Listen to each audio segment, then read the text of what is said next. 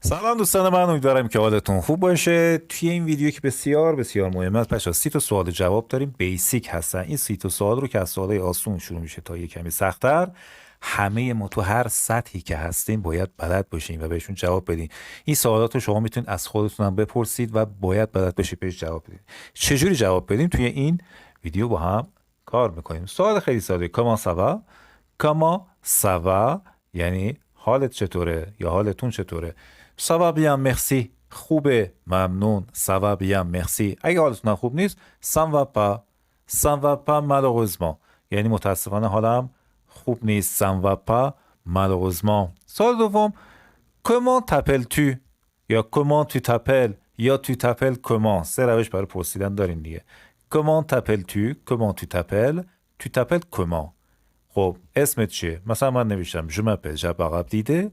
mais mes amis m'appellent بهنام. اگه بخوام که کمی بیشتر توضیح بدم، اسم جب عقب دیده هستش، اما دوستان به من میگن بهنام. mes amis m'appellent بهنام. دقت کنید این اولیش فعل دو ضمیره است وقتی میگم je m'appelle، اما دومی m'appelle یک ضمیره است. نگاه کنید دوستانم مرا صدا میکنن بهنام. اوکی، پس یک ضمیر است، اما اولی چون با جو میاد je m'appelle پس دو ضمیر است. je m'appelle جب عقب دیده، mes amis m'appellent بهنام. بهنام اینجا اسم مستعار منه که اسم مستعار واسه میگم پسودونیم. پسودونیم یعنی نام مستعار. شماره 3: que رجعتو. همونطور که می‌بینید سن رو توی زبان فرانسه ما با avoir میگیم. خب que رجعتو، tu as quel âge یا tu as quel âge یعنی چند سالته. j'ai 48 ans، من 48 سالمه. je vais avoir 48 ans dans un mois. یا مثلا میخوام بگم که یه ماه دیگه 48 سالم میشه، میگم je vais avoir، آینده نزدیک دیگه. je vais avoir 48 ans dans un mois. je vais avoir 48 ans یعنی که 48 ساله میشم یک ماه دیگه. میخوام بگم یک ماه دیگه، از حرف اضافه دان باید استفاده کنید بچه‌ها. دان آینده رو میرسونه. پس je vais avoir 48 ans dans un mois، مثلا یه ماه دیگه. حالا شما میتونید سنتون تغییر بدین که چند ماه دیگه چند ساله میشید، اونا رو باید تغییر بدین. شماره 4: où habites-tu؟ où habites-tu یا tu habites où؟ où est-ce que tu habites؟ مثلا j'habite en France à Paris. یه مثاله. j'habite en France à Paris. من تو فرانسه در پاریس زندگی میکنم. quelle est ta nationalité؟ quelle est ta nationalité؟ هم توی گفتن کلماتی که آخرش اینجوری ت داره مؤنثن دیگه. quelle est ta nationalité یعنی اهل کجایی؟ یعنی je suis iranien. اگه خانم باشه باید بگی je suis iranienne. je suis iranien، je suis iranien. quelle est ta nationalité یعنی ملیتت کجا، اهل کجایی. parles-tu français یا est-ce que tu parles français یعنی آیا فرانسوی صحبت میکنی؟ je parle couramment français. من روان فرانسه صحبت میکنم. یا je parle un peu français. من یکم فرانسه صحبت میکنم. بسته به این که مسلط هستید یا نه میتونید از couramment یعنی روان و مسلط، یا یکم بلدید je parle un peu français. je parle couramment français. je parle un peu français. سوال هفتم: quelle est ta profession؟ quelle est ta profession؟ profession یعنی حرفه. حرفه شما چیه؟ شغل شما چیه؟ je suis enseignant de français. مثلا من معلم زبان فرانسه هستم. حالا شما اگه متخصص کامپیوتر je suis informaticien. اگه نمیدونم پرستاری je suis infirmier infirmière. یا مثل من معلم هستی je suis enseignant du français. نکته ای که هست وقتی شما میخواید شغلتون رو بگید بچه‌ها ارتیکل نمیگیم. یعنی نگید من یک معلم هستم، نمیگید je suis un enseignant. این غلطه تو فرانسه، مثل انگلیسی نیست. je suis enseignant یا je suis enseignant du français. Qu'est-ce que tu aimes faire pendant ton temps libre؟ Qu'est-ce que tu aimes faire pendant ton temps libre؟ یعنی در اوقات فراغتت، وقتی که وقتت آزاد، دوست داری چیکار بکنی؟ Qu'est-ce que tu aimes faire pendant؟ pendant یعنی در طول. ton temps libre وقت آزادت. j'aimerais partir à la campagne ou faire une randonnée dans la forêt. مثلا من دوست دارم برم به خارج شهر، برم روستا، یا یه پیاده‌روی طولانی مدت توی جنگل داشته باشم. j'aimerais، من میتونم از j'aimerais بگم j'aimerais partir à la campagne. la campagne بچه تلفظش کمپاین نگی، کمپاین چه دیگه از à la campagne یعنی روستا خارج شهر. faire une randonnée، راندونه پیاده‌روی بلند مدت طولانی مدت رو یه ساعت دو ساعت یا بیشتر رو بهش میگن faire une randonnée dans la forêt توی جنگل. as-tu des frères et sœurs؟ as-tu des frères et sœurs؟ آیا خواهر برادر داری؟ اگه داری مثلا میتونی بگی Oui, j'ai deux frères et deux sœurs. آره من دو تا برادر دارم یا دو تا خواهر دارم. اگرم نداری میگی که no, je n'ai ni frère ni sœur. Je suis enfant unique. Je suis enfant unique. Unique یعنی تنها. حتی میگم من تک فرزند هستم. Je suis enfant unique. حالا میخوام میگم نه برادر دارم نه خواهر. این نه و نه رو تو فرانسه با نی میگیم. نی. Je n'ai ni frère ni sœur. Je n'ai ni frère ni sœur. دیگه نیاز به فهم اینجا حالا نداریم. یعنی نه برادر دارم نه خواهر. من تک فرزندم. Je suis enfant unique. Quel est ton plat préféré؟ سوال دهممون. Quel est ton plat préféré؟ plat به معنای غذای مورد علاقت چی هستش؟ مثلا من نمیشم mon plat préféré est کشک بادمجان. Un repas fait avec du casque et de l'aubergine. Mon plat préféré یعنی غذای مورد علاقه من هست کشک بادمجان. اگه یه غذای سنتیه و شما اسمش رو نمیدونید میتونید توضیح بدید. ولی کشک بادمجان همینجوری میگیم کشک بادمجان. Un repas fait یعنی یه غذای ساخته میشه با un repas fait avec du casque. باز کشک هم همون کشک ما فرانسه نداره. avec du casque et de l'aubergine اما بادمجان داره.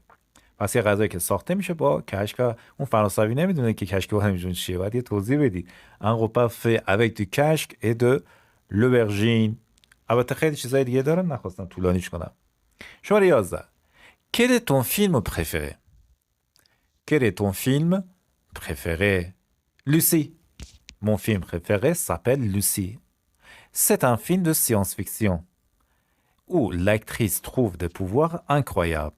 C'est un film de science-fiction. حالا من میگم که این فیلم ژانرش چیه؟ چه نوع فیلمیه؟ میگم یک فیلم علمی تخیلیه. فیکسیون یعنی تخیل، سیانس هم میشه علم، میشه علمی تخیلی. C'est un film de science-fiction.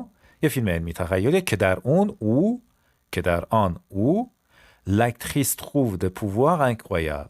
این هنرپیشش پیدا میکنه قدرت‌های باور نکردنی توی این فیلم. trouve des pouvoirs incroyables. pouvoir یعنی قدرت. 12. Quel est ton livre préféré؟ Quel est ton livre préféré؟ کتاب مورد علاقت چیه؟ باید بلد باشید به این سوالات جواب بدید. مثلا من نوشتم Les raisins de la colère de ژان اشتاینبرگ.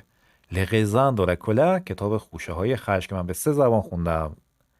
فارسی، انگلیسی و فرانسوی. Les raisins de la colère de ژان اشتاینبرگ یعنی خوشه های خشم ژان اشتاینبرگ. As-tu des animaux de compagnie؟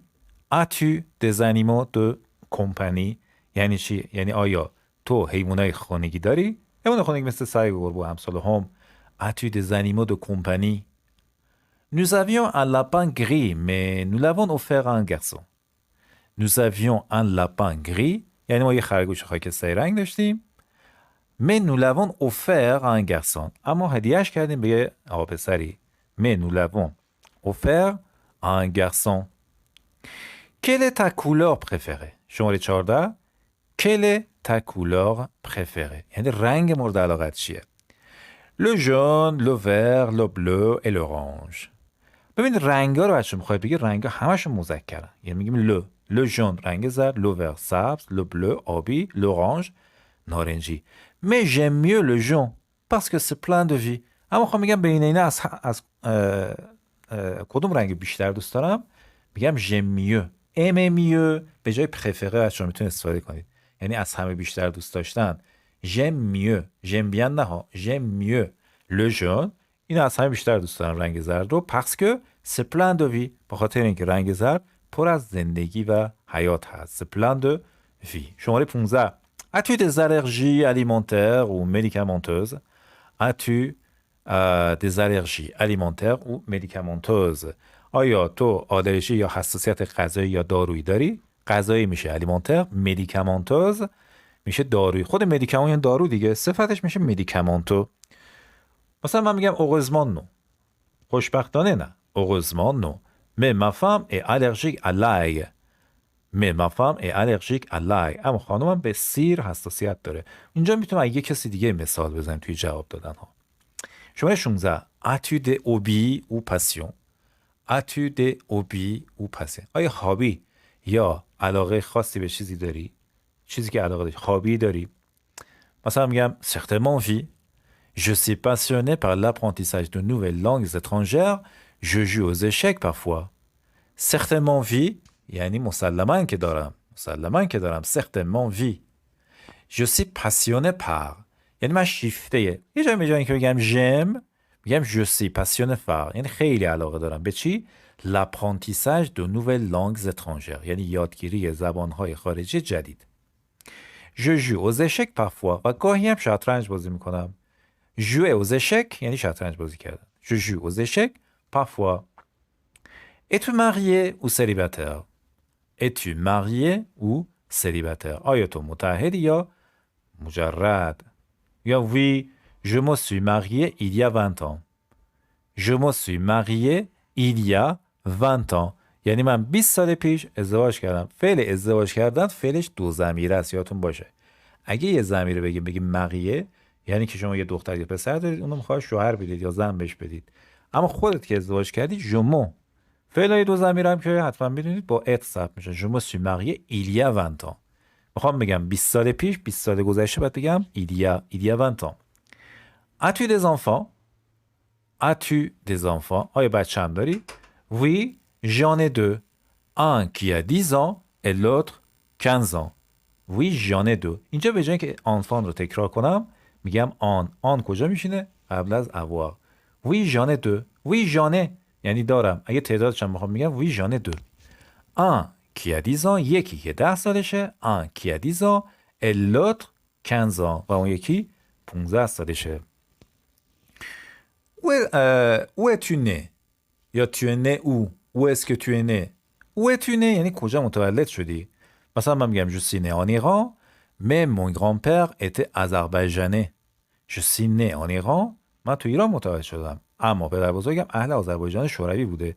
mais mon grand-père était azerbaïdjanais. نه این آذربایجان ایران. آذربایجان یک کشوره. لازربایجان یکی از کشورهای استقلال یافته روسیه هست.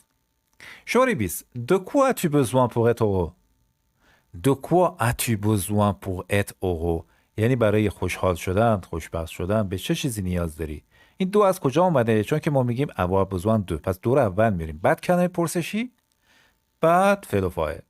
De quoi as-tu besoin pour être heureux? heureux یعنی خوشحال.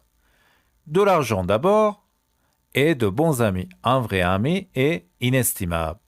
اول به پول. ببین de l'argent. دیگه نمیگم j'ai besoin d'argent. میگم de l'argent. به پول نیاز دارم. اولش به پول نیاز دارم. et de bons amis و بعدش به دوستان خوب. et de bons amis. Un vrai ami est inestimable. یعنی یک دوست واقعی ارزشش رو نمیتونه. یعنی خیلی ارزشمنده. inestimable یعنی قیمت نداره. یعنی خیلی با ارزشه. Un vrai ami est inestimable. خیلی با ارزشه. Que faisais-tu hier soir? Que faisais-tu hier soir? دیشب چی کار میکردی؟ مثلا j'enseignais le français sur Skype. داشتم فرانسه درس میدادم روی اسکایپ. j'enseignais زمان امپرفه است دیگه. داشتم درس میدادم. میگم j'enseignais le français sur Skype. ensuite بعدش après un cours repos. après un cours repos یعنی بعد از یک استراحت کوتاه j'ai téléchargé un bon film que j'ai regardé tout seul. یک فیلم خوب رو دانلود کردم که اون رو تنهایی تماشا کردم. j'ai téléchargé یعنی دانلود کردن یه فیلم یا هر چیزی.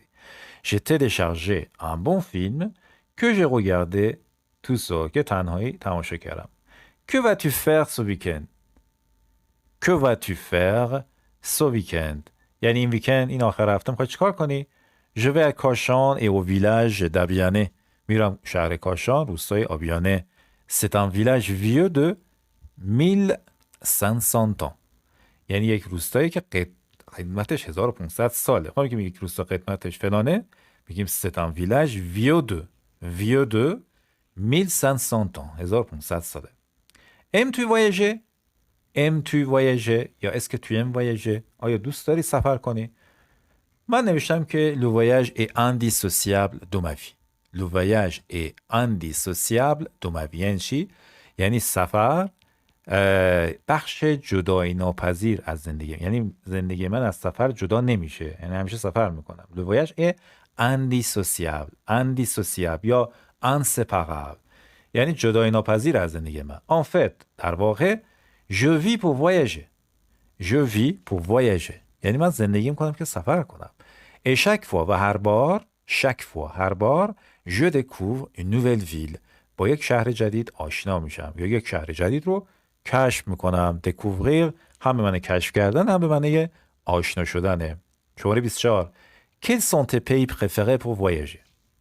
Quels sont tes pays préférés pour voyager? کشورهای مورد علاقت برای سفر کردن کدوم هستن؟ D'abord, j'aimerais voyager en Turquie. اولش من دوست دارم سفر کنم به ترکیه. Ensuite, بعدش je rêve de voir le Japon de près. Je rêve de voir le Japon de près. یعنی آرزو دارم که ژاپن رو از نزدیک ببینم. Je rêve de. بعد از rêve اگه بخوایم فعل بیاریم دو رو حتما باید بگذاریم. Je rêve de voir le Japon de près. Mais je voudrais vivre au Canada à jamais. Mais je voudrais vivre au Canada à jamais. اما دوست دارم که توی کانادا برای همیشه زندگی کنم. این برای همیشه رو میتونم بگم à jamais. À jamais یعنی برای همیشه. خب شماره 25. Qu'est-ce que tu aimes manger au petit déjeuner? Qu'est-ce que tu aimes manger au petit déjeuner? یعنی دوست داری صبحونه چی بخوری؟ Le plus souvent je prends des œufs et parfois du fromage avec du pain et de la noix et un thé bien sûr. Le plus souvent یعنی اغلب بیشتر اوقات le plus souvent بیشتر اوقات je prends des œufs یعنی من تخم مرغ میخورم. دقت کنید اوف مفردش میشه اوف ف تلفظ میشه وقتی جمع میشه فش تلفظ نمیشه. من تخم مرغ میخورم je prends des œufs prendre به معنی خوردن اینجا et parfois du fromage avec du pain et de la noix و گاهی پنیر با نان و گردو. la noix به معنی گردوه. et un thé bien sûr. un thé bien sûr یعنی البته چایی هم میخورم.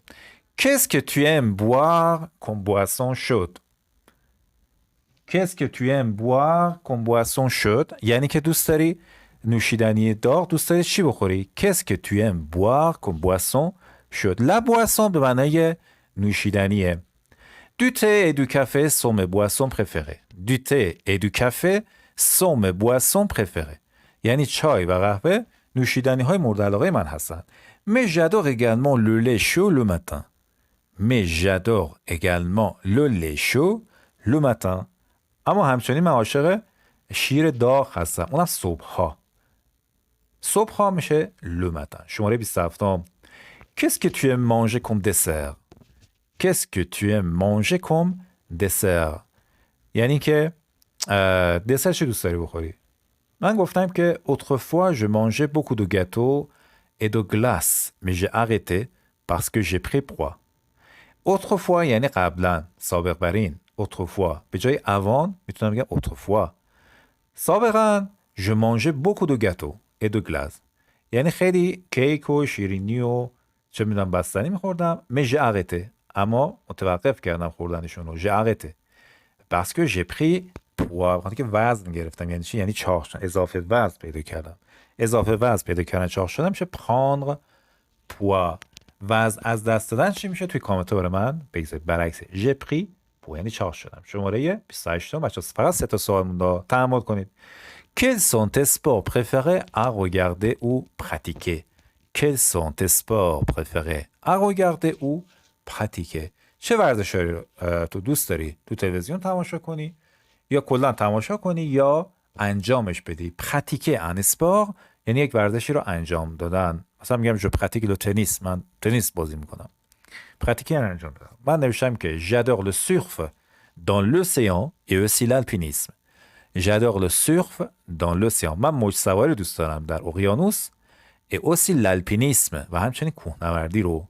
پس le surf موج سواری توی دریا یا اقیانوس dans l'océan et aussi l'alpinisme. آلپینیسم بچه یعنی کوهنوردی. اصلا کلمه آلپ کوههای آلپ شنیدید دیگه. الپینیسم اگه دید یاد آلپ بیافتید یعنی کوهنوردی. شماره 29. Quels sont tes chanteurs ou groupes de musique préférés?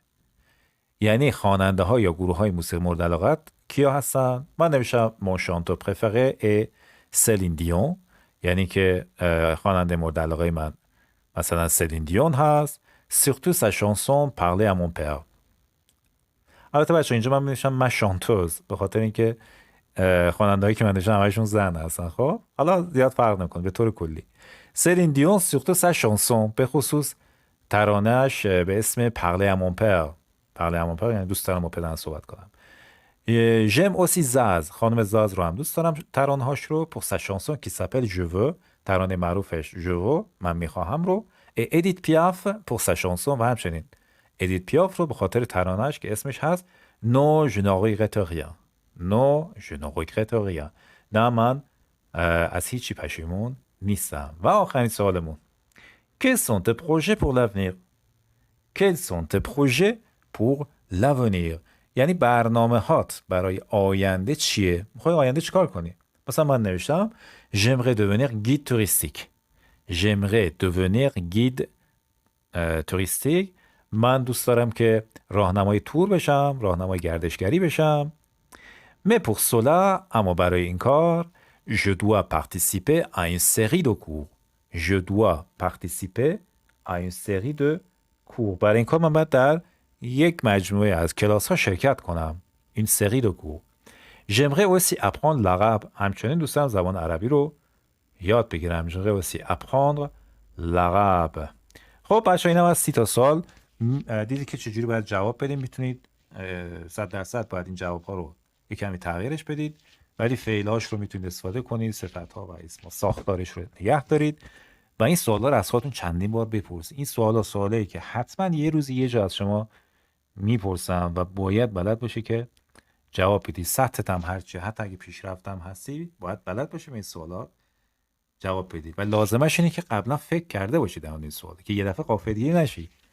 یه دفعه بگن که مثلا برنامه برای آینده چیه، چی بگم؟ خب از الان میتونید به این 30 تا سوال فکر کنید و جوابهای خودت رو یه جا یادداشت کنید با کمک این ویدیو و حفظ کنید. Merci de regarder la vidéo et au revoir.